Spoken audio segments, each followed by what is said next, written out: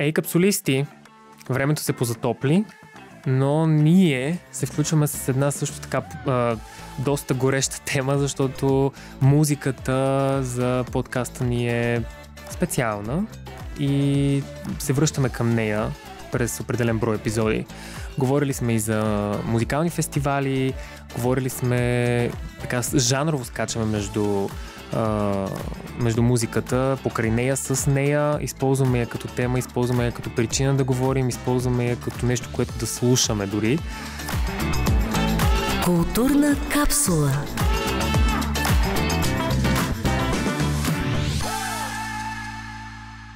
Защото музиката знаем, че стои високо сред изкуствата. Тя е така, може да се каже, че е дори на върха на пирамидата и всъщност се свързва с всички останали изкуства и то пряко. И всъщност без нея аз лично не си представям как.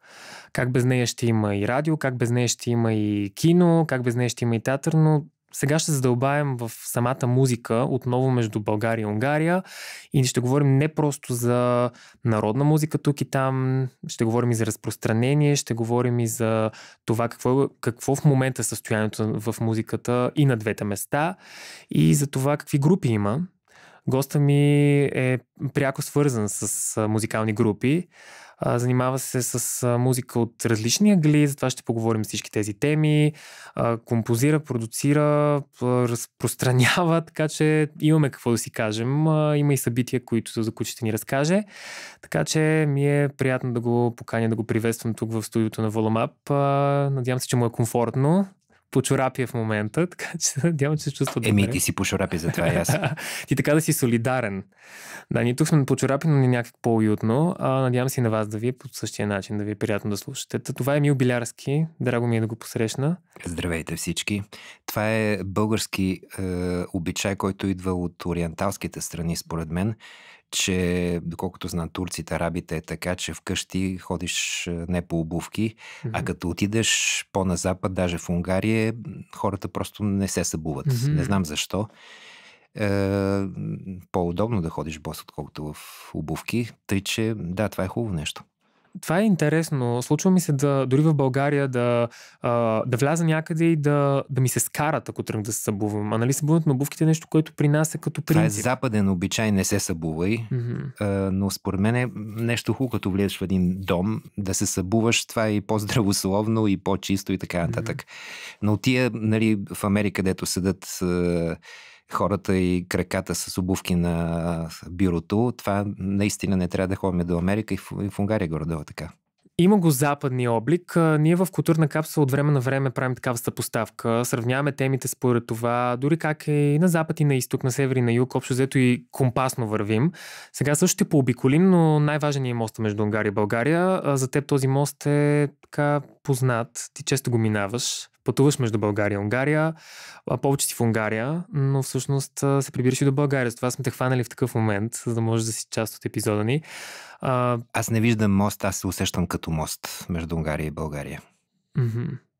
Тоест това, което правя е мост или създавам такъв мост, защото мост е нали, архитектурно нещо, което някой построи, после другите се движат, но културно мост е това, което хората правят. Ако някой направи, организира концерт, мероприятие, дойдат хора, т.е.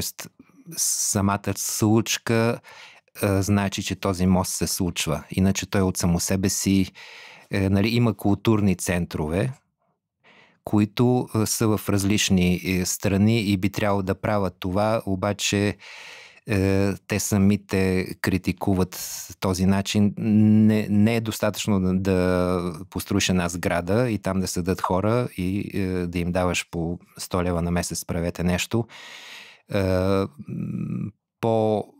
Като че ли, и това съм го чувал от директори на културни центрове, защото от тези 100 лева 90 отиват за издръжка на хората, които там седат, и остават 10 лева за тяхната работа, като че ли моста е, повтарям, самото събитие, което някой трябва да го направи. Като свършва това събитие, тази среща между двете култури, моста го няма. До тогава, докато някой друг не направи пак такъв мост. Ето, изкуството е всъщност основна причина да има такъв мост. Ако няма изкуство, мостът ще е разрушен. и култура. Изкуство и култура, но те са и свързани. Културата, от думата култура ми идва на ум веднага думата държава, от думата държава ми идва на ум думата политика и тук става клеш. И тук става клеш, изкуството е друго нещо. Да кажем, преди още края на 90-те години, може би, аз работих в унгарската телевизия и имах програма за българска народна музика и не само българска култура в едно унгарско малко радио. И преди мене имаше програма за унгарска народна музика и ние си говорихме с човека, който я правих и си на такава прекалено смела мисъл. Що не съберем унгарски и български народни музиканти да свират заедно, да видим какво ще стане. Което трябва да се обясни, защото ако събереш джаз музиканти или рок музиканти на различни страни, те много лесно ще намерят общ език, защото това е съществуващ общ език, дошъл от някъде и всички го говорят, независимо от националността. Народните музики са нещо отделно, съвсем различно, а унгарската и българската народна музика са много различни, не като сръбската и българската, да кажем. И хората, които я свират, съвсем не е сигурно, че ще могат да намерят музикално общ език, иначе нямам предвид човешки. Не е сигурно, че ще намерят музикално общ език. Събрахме ги, направихме. Аз тогава вече активно музицирах и познавах доста добри унгарски народни музиканти.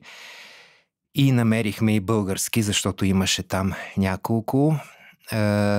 Една българска народна певица Роза Банчева, която работеше като счетоводителка в Българския културен център в Будапеща, много смешно. И намерих общ език и беше много интересно, съвсем различно звучащи на първо слушане песни, унгарски народни, с различни инструменти се използват, различни музикални подходи. Намерих общи мелодии и направихме, има го и на запис даже, на Роза Банчева на албума, който аз продуцирах 2000-та година, майче беше.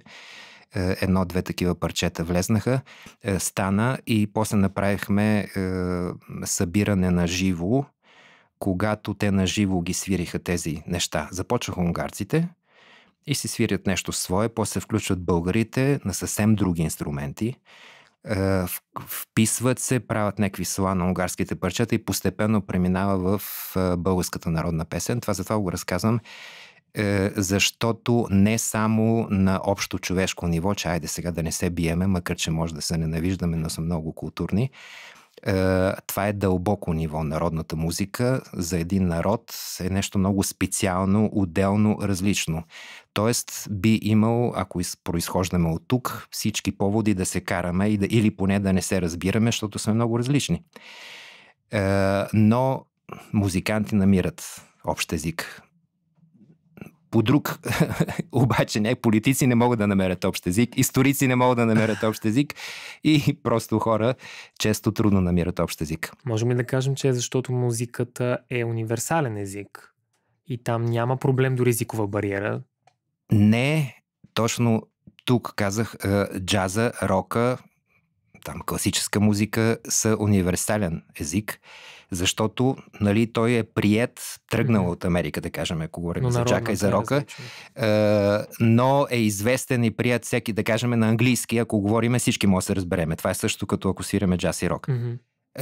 Но народните музики са наистина различни, те произведат някакви дълбинни народни традиции. Причината музикантите да се разбират е това, че който пее зло не мисли. Това ми дойде на ум. Човек, който се самоизразява чрез изкуство, има в него някаква чистота, която го кара да не търси злото и да не търси с какво може да се заяде, а това е някаква доброта, може би, която произлиза от занятието с изкуство, която може би в хората, които хорат всеки ден на един завод или един офис да бачкат и после гледат телевизия вкъщи, може би в тях по някаква причина липсва.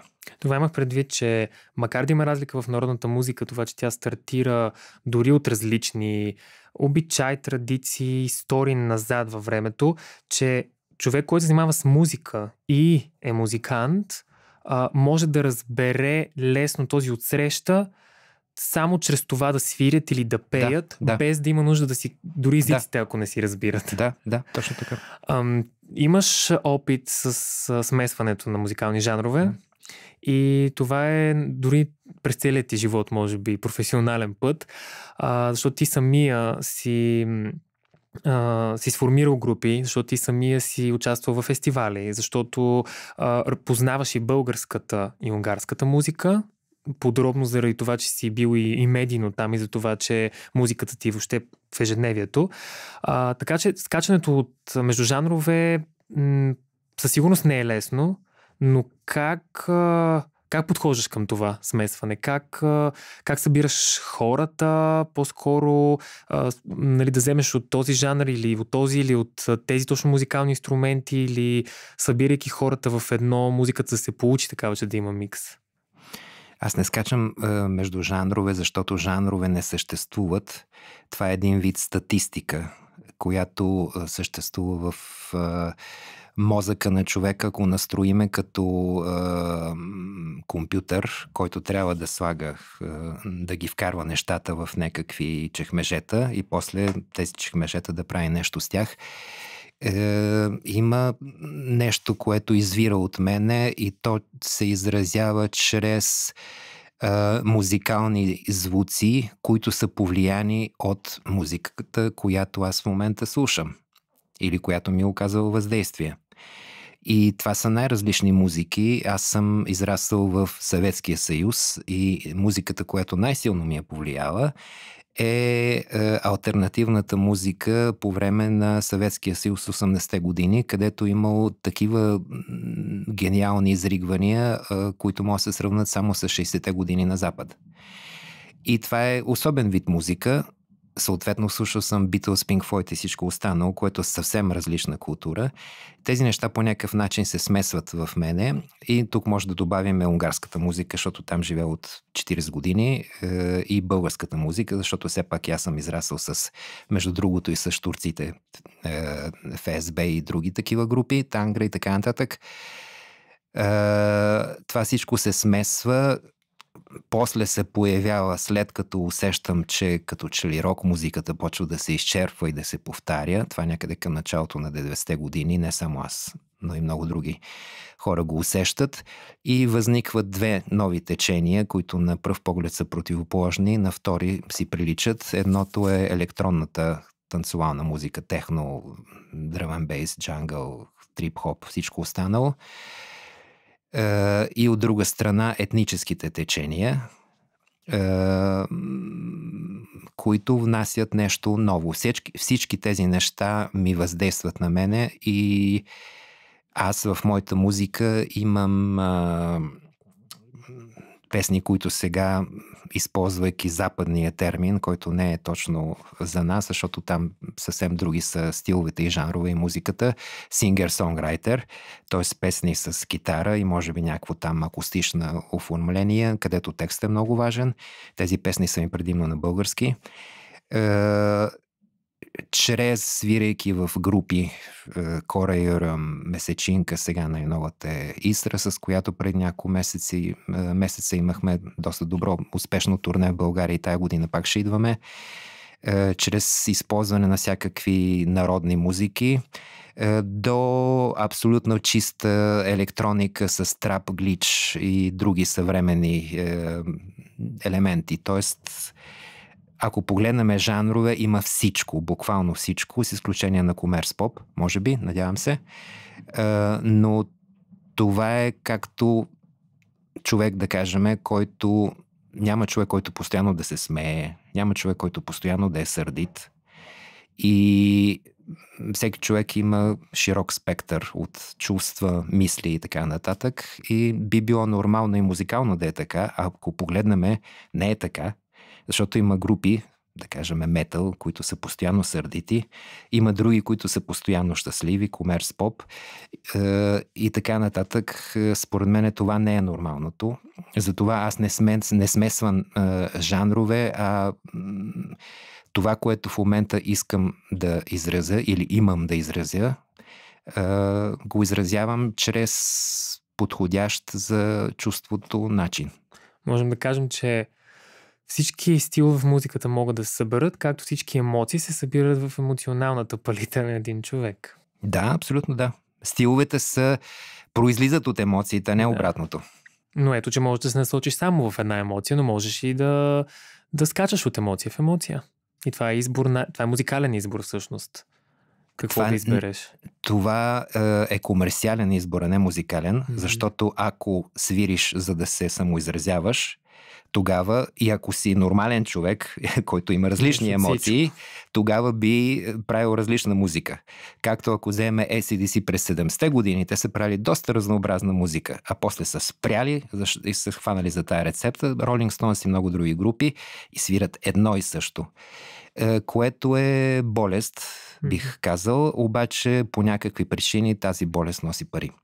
Добре, значи преминаваме директно към темата за това музиката доколко е бизнес, защото ти си запознат с този музикален бизнес, защото нашите капсулисти, без значение доколко са близо до музиката и дали по-скоро са потребители на музиката, или са по-близо до нея, или са запознати малко по-профилирано, или са музиканти. Това са различни неща. Музиката да ти е професия, да си в бизнеса, няма общо това дали слушаш музика или дали ти харесва вкъщи да свириш на китара за удоволствие и да го превръщаш в хоби. Знаем, че музиката, като водещо изкуство в света, се е превърнала във времето и в една машина, в една силно изградена индустрия, която в световен план работи по глобален начин, но и в локален също силно. Знаем за България, че имаме такъв музикален бизнес, който работи на локално ниво. В Унгария също има такова. Това не само за музиката, за всичко е валидно. Изкуственият интелект всъщност е човека, вътре в човека. Отделен въпрос дали някой го е вложил в него или така си е по принцип. Който се занимава с това, че от живи емоции и всичко прави нещо мъртво.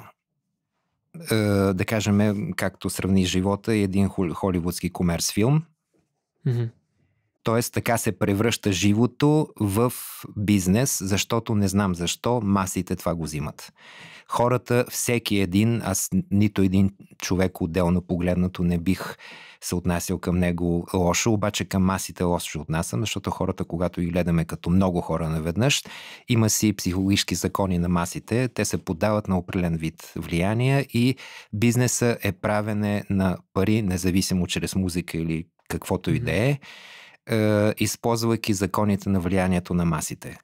А този закон действа чрез упростени и оглупени продукти. И това е което по комерс радиостанциите слушаме. И което се прави за изкарване на пари. Това е бизнеса. Отделно, ако погледнем бизнеса, какво би трябвало да бъде първоначално, това е просто помагане на това, което някой прави, да стигне до човека, на който му трябва. Това може да е сирене, това може да е музика. Тоест бизнес е нещо абсолютно необходимо като технически момент, но той се превръща в собственик на емоциите. Тоест няма как музиката да съществува просто и да левитира между нас, без да има бизнеса, без да има какво да го контролира. Тоест, бизнеса трябва технически да го опакова, но е много важно да не излиза от границата. Тоест, да внимаваме къде е границата между това да се твори и между това да е бизнес.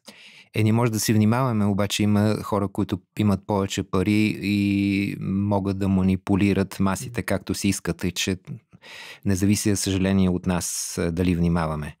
Случват се, може да действа това и без всякакъв бизнес. Да кажем, ако вземем Woodstock фестивал, където има 400 000 човека, който не е бил рекламиран, от който не са изкарали организаторите пари, който бил абсолютен хаос, обаче това се смята като някакво най-силно преживяване музикално до сега, масово от хората. Може и така да става, но по някакви причини не е натам върви света. Как може да сравниш българската музикална индустрия и унгарската? Мен не ми е интересно да сравнявам индустрии. Всички музикални индустрии действат по един и същ принцип и начин. Някои са по-професионални, други по-малко. Мен ми е интересно да сравнявам живите емоции, музиките. И в България, и в Унгария има много интересни музики. Преминаваме към творческата част. Излизаме от бизнес и отиваме към самата музика.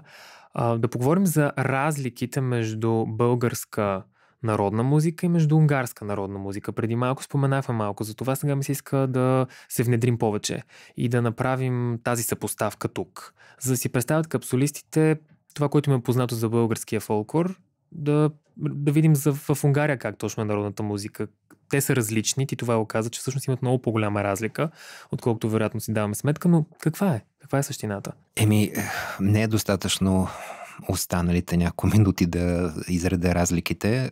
Има балканска музика, която има общи корени и Унгария е извън това. Тя е по-скоро от музики средноевропейски и като инструменти, и като изразни средства е различна. Но искам да кажа тук на съотечествениците, че българската народна музика е толкова силна, че, например, в Унгария, която повтарям не защото е близка и е родна, усеща българската народна музика като родна, но има много групи свирещи балканска и даже предимно българска народна музика. Просто защото е толкова популярна.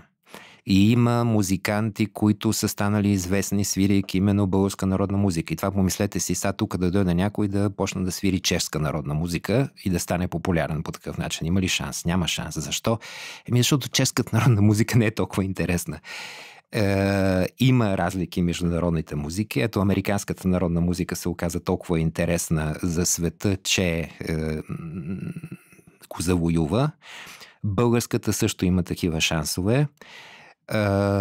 И това всъщност стана, и тук вече трябва да обобщиме, че не само за българската, за балканската. Имаше преди 20 години, да кажем 10, 20, 30 години балканска вълна и не можеше да отидеш, даже бил съм на фестивали за транс музика, електроника, което е съвсем различно. И там имаше също сцени, където балканска музика, нали, чрез електроника, но такава обработка пак балканска музика пускаха. И беше нещо с голяма и комерциална също такова комерциален успех. Но продължава да има много силно влияние българската народна музика. Това е, което бих казал и затова трябва да се гордеем и аз това казвам, да кажем, което ме очуди много. Тук съм сега в България за по-дълго време по семейни причини и аз хода на йога в Унгария, където живея, и тук търсих къде да отида, да се раздвижа малко и намерих нещо, което в Унгария не може да си го представят хората. И предполагам, че и друга да не. Има фитнес зали, където, нали, дават под наем, има хора, които занимават с разни видове гимнастика и там е и йогата. Но също там се правят и уроци по български народни танци. Mm-hmm. И това го има не на едно место, а на няколко места. Да. Го видях някъде на запад или в Унгария да има в фитнес зали да се занимават с народни танци на дадената страна. Няма такова нещо, абсолютно. И в Унгария е доста популярна техната народна музика, но това е отделна каста, която свири, просто защото народната, толкова сме далече всички в урбанистичния начин на живота от собствената народна музика, че трябва да си с някакви специални ориентации, за да слушаш както класическа, така и народна музика. В България това все още е в кръвта на хората, както и предполагам, че това е един такъв преход в Турция, ако отидеш още повече. Там и по комерциалните радиостанции звучи музика, която е силно повлияна от тяхната народна музика, но е съвременна. При нас също има такава, обаче се превръща в чалга и в поп-фолк, не знам защо. При това, че би могло да се направи и по друг начин. Преди повече от 20 години с едни момичета, народни певици български, направи група, която смесвах електроника с така яки битове с български народни песни. И беше много интересно, даже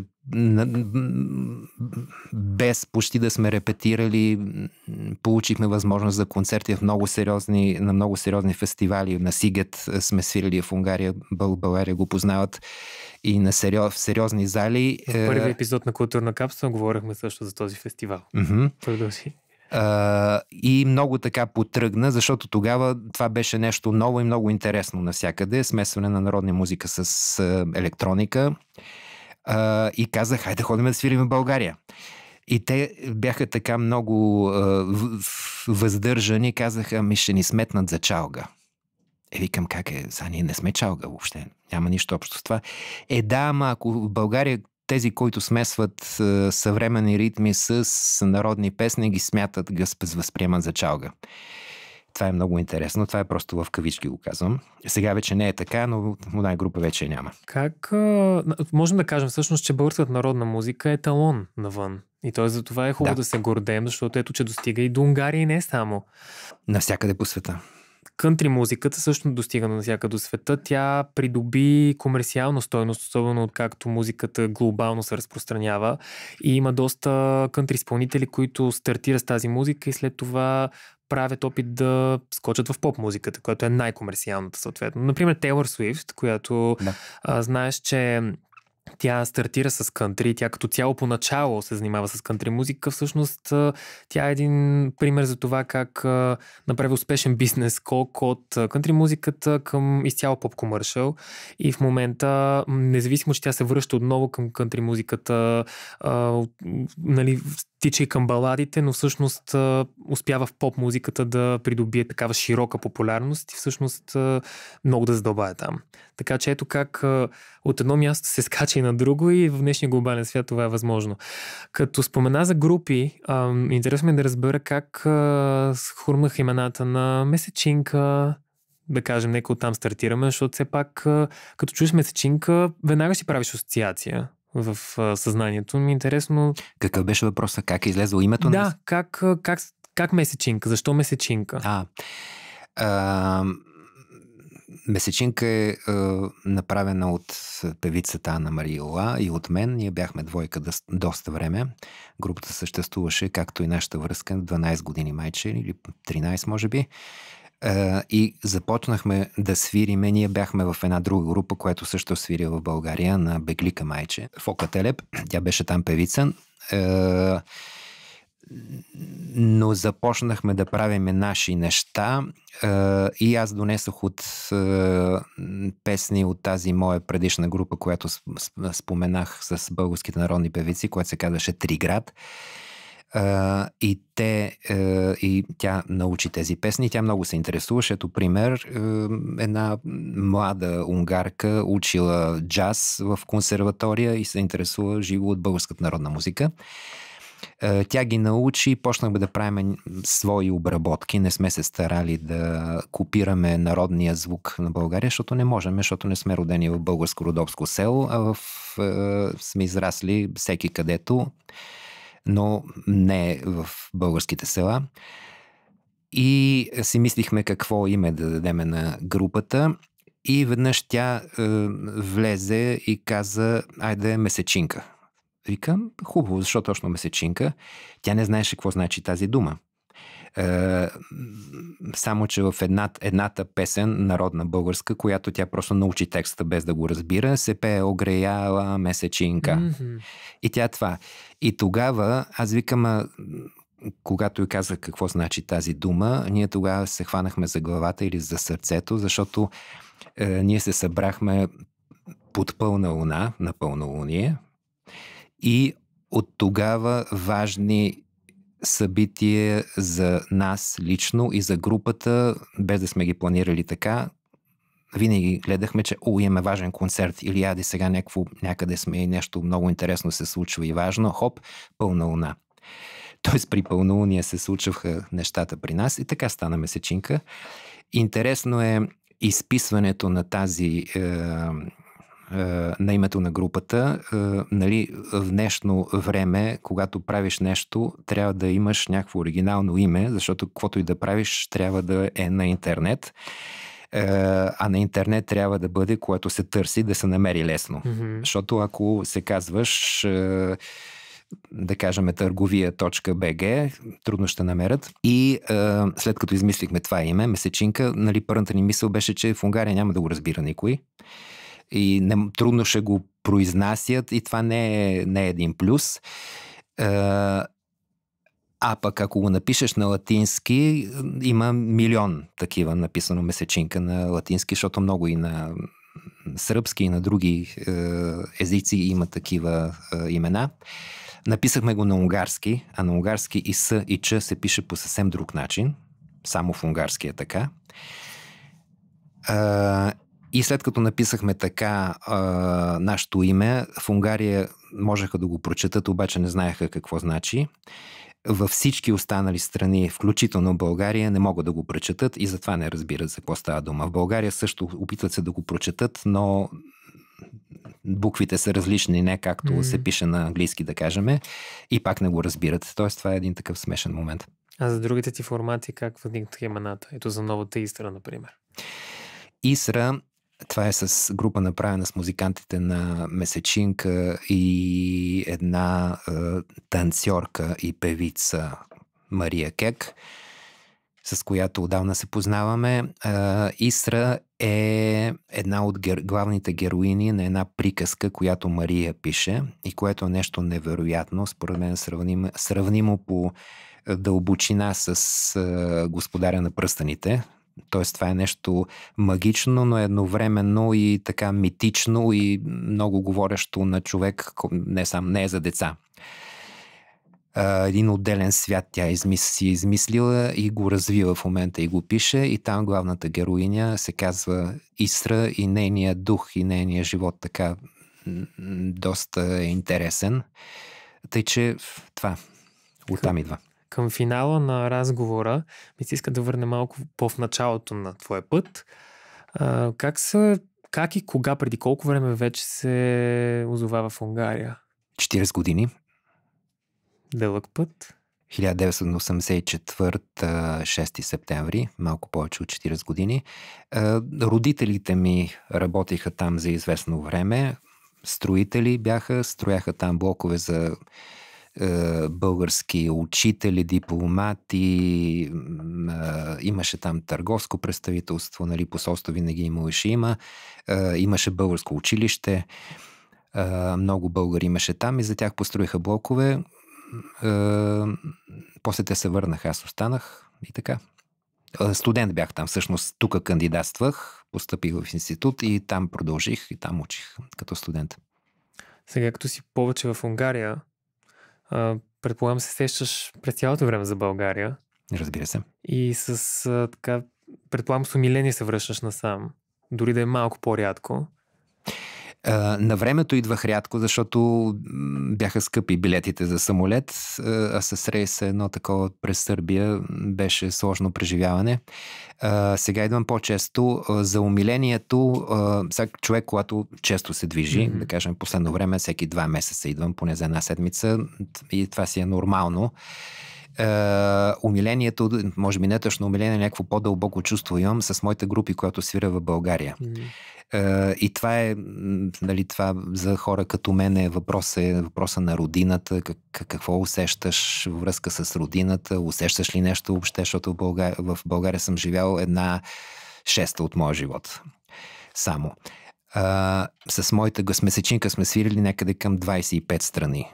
Предишната ми група пак съм свирили на много места, но когато свиря в България, чувството е особено. И то не е нещо, което си го представям, да кажем, бих искал в моята родина да имам успех.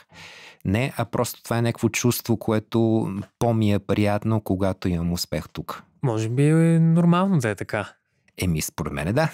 Аз не знам, това няма как се направи статистика или да питаш всеки един по-отделно, но всички музиканти, може би като цяло творци, които живеят извън България, но се връщат тук, за да свирят или да пеят, или да изнасят представления или изложби, без значение. Може би при всеки един има тази частица носталгия, която която отвън се случва, но ти когато се прибираш или си пред българска своя аудитория, ти е по-мило и по друг начин трепти всичко. С изкуството и това не мога да го обясня. Не е носталгия, не знам къде да го сложа. Това нещо, защото гледнато от друга страна би трябвало да се радвам на успех в Германия, да кажем, или в Англия, където има повече перспектива, ако човек иска се развива. Но в България усещането е специално и да кажем, че това е усещането за родина. И защо да го обясняваме? Най-мило си от дома. Те са оказали хората там, където се раждаш, там, където ти е корена. Да. Дори зависи пак каква част от живота, къде ти е минал, но факт, където си поначало с котвата се, с твоята и своя котва на твоя живот си се спуснал, може би има някакво значение. При всички случаи. Дори и за музиката. Абсолютно. Какво ти предстои сега до края на годината, да речем? Ще имаме турне в България с Исра. Сега го организираме или през лятото, или през есента. Ще видим къде и как. За съжаление в България не знам защо има малко фестивали музикални. И в Унгария, и в много други страни, не само западни, а по-бедни, източноевропейски, има много повече и по-големи фестивали, тъй че трудно е да се в България да се организира турне, но при всички случаи ще стане, защото миналата година имаше добър старт. Освен това, ударение правя повече на своите лични проекти, лични музики. Всеки може да ме намери. Емил Билярски. В интернет имам песни на български, имам всякакви най-различни проекти. Напоследък свира повече на пиано, пиеси, даже правих наскоро концерт само на пиано.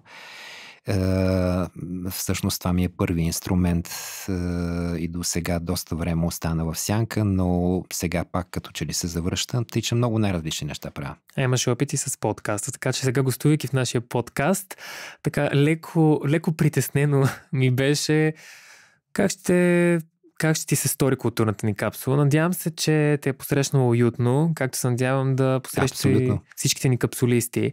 Така че да благодарим на Емил Билярски, който ни сподели за музиката и всъщност направи тази музикална фиеста с пътуването ни в капсулата днес и успяхме за това време да поговорим доста музикални неща, така да погледнем музиката от различни ъгли. Така че благодарим, сега е време за шортлист. Капсулисти, започва Шортлист. Нашата рубрика за най-интересните проекти на Институт Лист за месеца. Каним ви на имерсивен театър и вечеря на свещи с унгарските танцори Чаба Молнар и Вероника Сабо на 3 и 4 април в Топлоцентрала.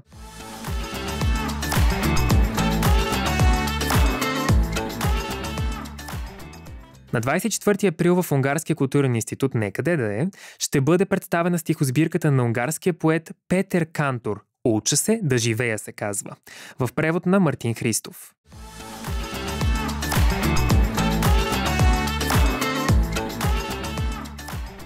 Любителите на плъстите могат да се насладят от 26 април на плъстените килими на майсторката Ченге Диви Кинат и на творбите на текстилната художничка Ира Живкова.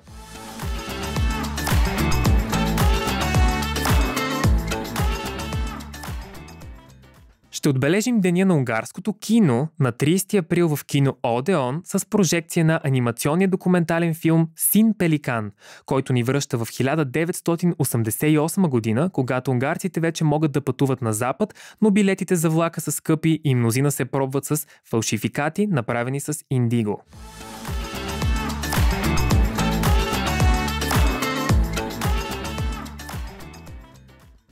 Чухте шортлист и е време отново да благодарим на нашите спонсори Gedeon Richter, които и този епизод помогнаха той да стигне по-директно до вас и да е все така специален и капсулован. И нашата капсула днес беше специална, беше музикална, а щом е музика, значи е изкуство и щом е музика, значи попада в нашата културна капсула.